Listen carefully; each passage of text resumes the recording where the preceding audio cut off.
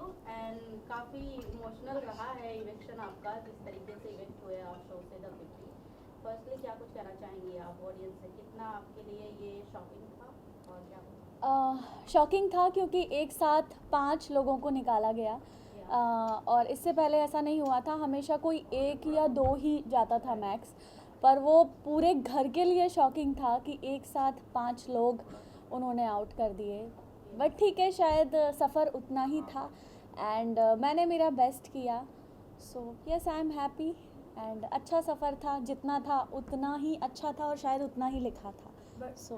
But चाहत आपके लिए कितना अनफेयर था, क्योंकि शो में ऐसा हुआ है कि जब दूसरे कॉन्टेस्टेंट बीमार थे तो वो सेफ हो गए, लेकिन जब आपकी बारी आ गई तो आप डेंजर जोन में चली गई। हाँ जी, प्रिंस भाई जब बीमार हुए थे तो उन्हें सेव किया एंड मैं बीमार हुई तो अनसेफ हो गई। अब लाइन बोलते ही है माय महल माय रूल्स, तो उस पर मैं कुछ नहीं कह सकती एंड प्रिंस भाई को मैं भाई मानती हूँ। सो मैं तो खुशी हूँ कि अच्छा है कि वो सेफ हो गए थे एंड मैं बहुत रिस्पेक्ट करती हूँ। सो मुझे इस चीज़ से कोई प्रॉब्लम नहीं है। ठीक है। ओके चाहत, और भी ऐसे कई कंटेस्टेंट रहे जो बाहर निकलने के बाद आपके ऊपर बहुत सारे एलिगेंस लगाए हैं। नाम लेना चाहूँगी खानसादी जैसे। शो के अंदर भी आपकी फाइट हुई थी दिग्विजय को सेव करते हुए, जैसे दिग्विजय की फाइट हो रही थी खानजादी से एंड देन आप बीच में थे। फिर बाहर आने के बाद खानजादी ने बहुत कुछ बोला आपके बारे में। अगर मैं सब यूज़ करूँ तो बुरा ना माने, गवार एंड नॉन नॉलेजेबल, बहुत कुछ चीज़ें बोला, appearance and parents and all, कि उस पे आपका क्या रिएक्शन है, क्या करूँगा? देखिए, खानज़ादी जो भी मेरे बारे में बोल रही हैं, मैं क्या ही बोलूँ। और जो भी इल्ज़ाम उन्होंने मेरे ऊपर लगाए हैं शो के अंदर, मैं आप लोगों से सवाल करती हूँ कि बताइए, अगर ऐसा मैंने कुछ जेस्चर किया है या फिर मैंने ऐसी कोई गाली दी है तो वो मेकर्स, मैं जब बोल रही थी उसको वो बीप कर देते, फिर वो दिखाते, और जितना ज़्यादा वो बोल रही हैं कि मैंने बोला है और नहीं दिखाया गया तो वो लंबा बीप जाता, बहुत लंबा, और फिर मेकर्स दिखाते। और अगर विजुअल में मैंने कुछ गलत किया है तो उसको भी मेकर्स ब्लर करके दिखा सकते थे, करेक्ट। पर ऐसा नहीं हुआ क्योंकि ऐसा कुछ हुआ ही नहीं अंदर, वरना दिखाने को तो मेकर्स दिखा सकते थे, बीप कर देते, ब्लर कर देते विजुअल। पर उन्होंने ऐसा नहीं किया क्योंकि जब कुछ होगा। हाँ, सो मैं वही कह रही थी कि जैसे खानज़ादी ने मेरे ऊपर इल्ज़ाम लगाए हैं कि मैंने जो भी चीज़ें की हैं, तो मेकर्स चाहते तो विजुअली छुपा देते मेरा और फिर दिखा देते, बहुत लंबा बीप डाल देते और फिर दिखा देते, पर ऐसा कुछ भी नहीं किया क्योंकि ऐसा कुछ हुआ ही नहीं है। और मेकर्स मेरे कोई सगे नहीं हैं, ठीक है, जो उन्होंने सिर्फ मेरा साइड दिखाया है, जिन्होंने सिर्फ मेरा साइड नहीं दिखाया और खानज़ादी का साइड दिखाया है, ऐसा बिल्कुल नहीं है। क्योंकि अगर मेकर्स इतने सगे होते तो मैं इतने जल्दी आउट नहीं होती, करेक्ट।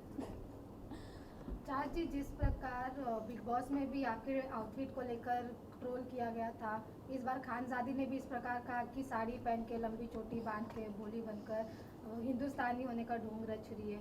जिस प्रकार आजकल पहनावे पे अगर कोई ट्रेडिशनल आउटफिट पहन रहा है तो उसको ऐसा बोला जा रहा है कि ये फेक है। इस पर आप क्या कुछ कहना चाहेंगे? इसके पहले तान्या मित्तल भी अगर साड़ी पहनती थी, उनको भी ऐसा कहा गया कि ये फेक है, ये सब है। पता नहीं ऐसा क्यों है। मुझे लगता है कि जो इंसान जिस आउटफिट में कंफर्टेबल होता है वो ज़्यादा पहनता है। सो ऐसा नहीं है, मैं वेस्टर्न भी पहनती हूँ कभी कभी, लेकिन मैं इंडियन पहनने में ज़्यादा कंफर्टेबल फील करती हूँ और मुझे पसंद है साड़ी पहनना, सूट पहनना, इसलिए मैं ज़्यादा पहनती हूँ।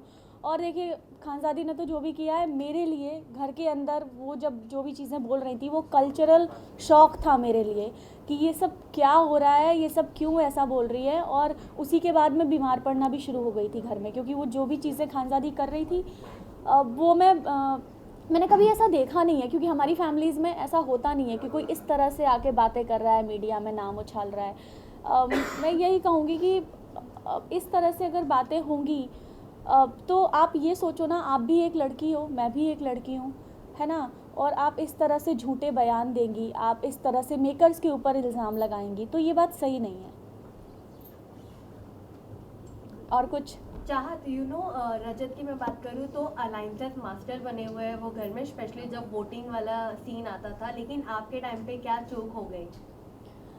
आई डोंट थिंक चूक हुई, क्योंकि मेरे फ्रेंड्स ने मेरे लिए भी वोट किए थे, बट किसी को भी नहीं पता था कि एक साथ 5 लोग जाएंगे। एंड उसके बाद दिग्विजय ने मेरे लिए फ़ाइट भी किया, सबसे, रजत से सवाल किया, सारे लोगों से कि क्या मिस्टेक हो गई जिस वजह से चाहत आउट हो गई। सो मुझे वो देख के बहुत अच्छा लगा कि एक सच्चा दोस्त जो होता है वो दिग्विजय जैसा होता है, जो कि आपके जाने के बाद आपके लिए स्टैंड लेता है, आपके लिए फ़ाइट करता है कि वो क्यों गई घर से और उसके साथ गलत हुआ। सो ये दिखाता है कि ये है रियल दोस्ती। एंड श्रुतिका भी बहुत इमोशनल हो गई थी मेरे जाने के बाद। सो मुझे बहुत अच्छा लगा कि मैंने मेरी लाइफ में बहुत अच्छे दोस्त कमाए हैं, बहुत अच्छे लोग कमाए हैं। चाहत, मेरा आपसे 2 सवाल है। खानजादे ने आपको क्रिमिनल भी बोला है और फाइट में ये भी कहा था कि आपको रजत भी चाहिए, दिग्विजय भी चाहिए। वो कॉन्सेप्ट थोड़ा आप बताइए, क्योंकि ये चीज़ बहुत ज़्यादा वायरल हो रही है। और एक ये आपको क्रिमिनल कह दिया था कि आपका कहीं कोई केस चल रहा है, आप पे कुछ क्लेम किया गया है, वो बताइए। देखिए, इस मैटर पे तो मैं यही बोल सकती हूँ कि बहुत सारी चीज़ें कुछ ऐसी होती हैं जो मीडिया में दिखती हैं पर वो सच नहीं होती हैं। ये बात आप भी जानते हैं, मैं भी जानती हूँ। सो इस टॉपिक पे मेरा कोई कमेंट नहीं है। मैं कुछ नहीं बोलना चाहूँगी इस बारे में। रजत के साथ आपकी बॉन्डिंग काफ़ी अच्छी लगी लोगों को, तो बाहर निकल के किस प्रकार बॉन्डिंग रहेगी, आगे ऐसे ही कंटिन्यू रहेगा या? देखिए, सबसे पहले तो मैं ये बोलना चाहती हूँ रजत और मेरे टॉपिक को लेके। Okay, sorry. सो मैं ये कहना चाहती हूँ रजत और मेरे टॉपिक को लेके कि बाहर जो भी चल रहा है, सो मुझे ये रियलाइज़ हुआ कि सोशल मीडिया का कितना गलत यूज़ हो सकता है किसी का नाम किसी के साथ जोड़ने में। और मुझे ये देख के अच्छा नहीं लगा, क्योंकि बिग बॉस के बाद जब हमारा हैशटैग बना, उसके बाद रजत ने एक वीडियो भी बना के डाला था जो कि अभी भी यूट्यूब पे है, आप लोग जाके देख सकते हैं, जिसमें रजत ने ये कहा था कि चाहत मेरी छोटी बहन जैसी है ना। उसके बाद भी क्लियर किया रजत ने बिग बॉस के बाद, क्योंकि जब हम दोनों बाहर निकले बिग बॉस से तो हम दोनों को देख के अच्छा नहीं लगा कि यार ये क्या चल रहा है। एक अच्छी दोस्ती है जिसमें हम झगड़ते भी थे, हम बात भी करते थे, तो वो देख के हमें नहीं अच्छा लगा। एंड अभी वापस जब हमने 50 शो किया तो फिर लोगों ने वही एंगल शुरू कर दिया, और मुझे ये देख के नहीं अच्छा लग रहा है ऑफ कोर्स, क्योंकि आप लोग इस तरह से किसी का नाम जोड़ देते हैं बिना उनकी परमिशन के। अगर ऐसा कुछ होगा तो वो खुद आके बोलेगा, करेक्ट। आप लोग अनुमान लगा के फिक्स मत कर दीजिए, क्योंकि जब रजत भी बाहर आएगा आई एम वेरी श्योर उसको भी ये देख के अच्छा नहीं लगेगा, है ना। तो अगर उसने पहले मुझे बोला हुआ है कि चाहत मेरी बहन जैसी है, तो ये रिश्ता एक अच्छे दोस्त का है, एक भाई बहन की नज़र से भी आप लोग देख सकते हैं। अगर आप हमारे बैकड्रॉप में से, हमारे जितने भी वीडियोज़ हैं उसके बैकड्रॉप में से आप लव एंगल हटा दीजिए और आप भाई बहन वाला म्यूज़िक लगा दीजिए, तो आप लोगों का नज़रिया बदल जाएगा, है कि नहीं। सो बस यही कहना है मेरा कि ऐसा मत कीजिए। और मैं फिर से, रजत भी पहले बोल चुका है और मैं भी बोल रही हूँ कि इस तरह से किसी का नाम जोड़ के एक साथ उसको बदनाम मत कीजिए। Any questions? सबसे डिफिकल्ट मोमेंट आपके लिए कौन सा था इतने दिनों में? सबसे डिफ़िकल्ट मोमेंट एक मिसअंडरस्टैंडिंग थी जो हो गई थी जब डेंजर जोन में सब लोग बैठे थे और जब वो लोग बाहर आए थे, रजत एंड मेरी टीम सब लोग, तो उन्होंने देखा कि मैंने बोला रजत को कि रजत जाए भाड़ में। एंड सेकंड थिंग कि मैंने मेरी माँ की कसम खाई थी। सो पहले मैं क्लियर करना चाहती हूँ, मैंने जो रजत से मेरी माँ की कसम खाई थी वो मैंने ये खाई थी कि मैं विक्रांत जी के लिए वोट नहीं मांग रही थी, क्योंकि वोट मांगने का मतलब है कि मैं जा रही हूँ लोगों के पास और बोल रही हूँ कि प्लीज़ विक्रांत जी को वोट कर दो। ऐसा मैं नहीं कर रही थी। उल्टा मैं और श्रुतिका मोनालिसा जी और विक्रांत जी के पास गए थे बात करने कि आप हम लोगों की टीम में से कोई है क्या जिसको आप हमारा एक वोट दे सकते हो, ताकि हम सेफ़ हो जाएं, हमारे में से कोई हमें एक और वोट मिल जाए हमारी टीम में से। तो फिर वो हम डिस्कस कर रहे थे और तब मैंने बोला था कि अगर मुझे मौका मिला, अगर आप लोग अभी कोई एक हमारी टीम में से किसी को वोट करोगे, तो अगर मुझे मौका मिला तो मैं भी विक्रांत जी को वोट करूँगी। तो वो ये टेक्स्ट में बात थी, बट सब कुछ एडिट कर करके और छोटा छोटा क्लिपिंग दिखाया जाता है, तो उसमें देख के ऐसा लगा मैं विक्रांत जी के लिए वोट मांग रही थी, जबकि ऐसा नहीं था। हम ये डिस्कस कर रहे थे कि अगर मुझे मौका मिला तो मैं भी विक्रांत जी के लिए वोट करूँगी। सो इसीलिए मैंने माँ की कसम खाई थी कि मैं विक्रांत जी के लिए वोट नहीं मांग रही थी। सो ये बात क्लियर हुई। और दूसरी बात जो थी कि बोल रहे थे कि रजत जाए भाड़ में, वो मेरा मीनिंग वो नहीं था, क्योंकि अर्चना जो है वो रजत से काफ़ी प्रॉब्लम थी तो वो फैज़ से बार बार उसके बारे में बोल रही थी। तो मेरा मतलब ये था कहना का, अरे रजत जाए मतलब वो बच जाएगा और उसकी बात अभी इतना मत करो, अभी तुम ये बताओ तुम निक्की को वोट दोगी कि नहीं दोगी। तो मैं बार बार ये कंफर्म कर रही थी कि अर्चना तुम निक्की को वोट दोगी या नहीं दोगी, क्योंकि अर्चना की बातों पे घर के अंदर किसी को भरोसा होता नहीं था, क्योंकि वो किसी एक टीम में थी नहीं, तो उनके ऊपर भरोसा करना सबके लिए थोड़ा मुश्किल होता था। इसलिए मैं बार बार रीकन्फर्म कर रही थी। और मेरा इंटेंशन ऐसा नहीं था जैसा आप लोगों को का साउंड हो आप लोगों को सुनने मिला। सो ये जो है ये दोनों टॉपिक पूरा मिसअंडरस्टैंडिंग है, क्योंकि छोटे छोटे क्लिप्स दिखाए गए काट काट के। पूरी बातचीत अगर दिखाई जाती तो एग्जैक्टली क्लियर होता कि मेरा कहने का मतलब क्या था। बिल्कुल चाहत, डेली सोप में ओटीटी में आप काफ़ी ज़्यादा पॉपुलर हो, बट ये एक ऐसा शो था जिसमें सोशल मीडिया इन्फ्लुएंसर वाले भी थे और प्रिंस नरूला जैसे रियलिटी शो किंग भी थे। तो सेम सिचुएशन हो गई थी कि प्रिंस भी जब अनवेल थे उन्हें सेव किया गया, आप अनवेल हो, आप इविक्ट हो गई। तो क्या आपको लगता है कि ये मेकर्स की स्ट्रैटेजी थी कि जिसे उन्हें रखना है वो उसी को घर में रखेंगे, उसके अलावा नहीं?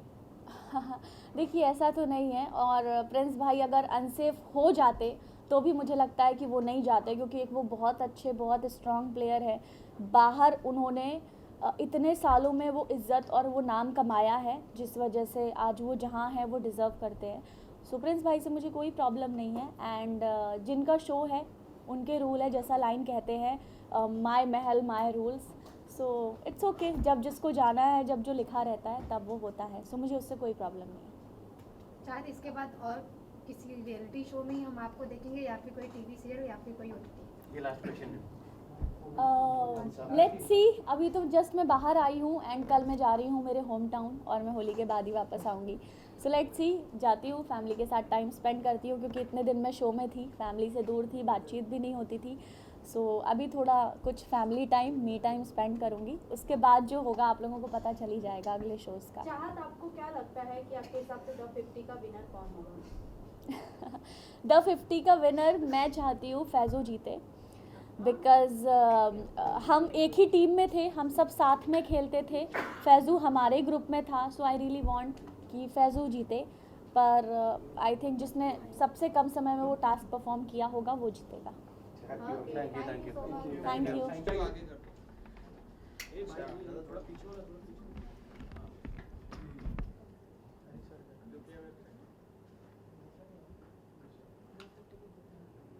वेट सामने देखो।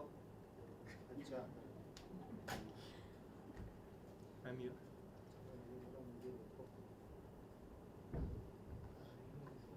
वेट यहाँ पे ऊपर में मिस आएगा। अब क्या करना है? सबके इधर देखो, यहाँ पे कहीं मत देखो, सेंटर में देखो। यहाँ देखिए, यहाँ देखिए।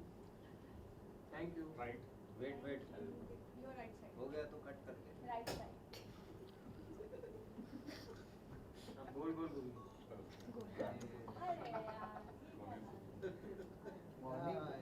मॉर्निंग में गोल घुमा।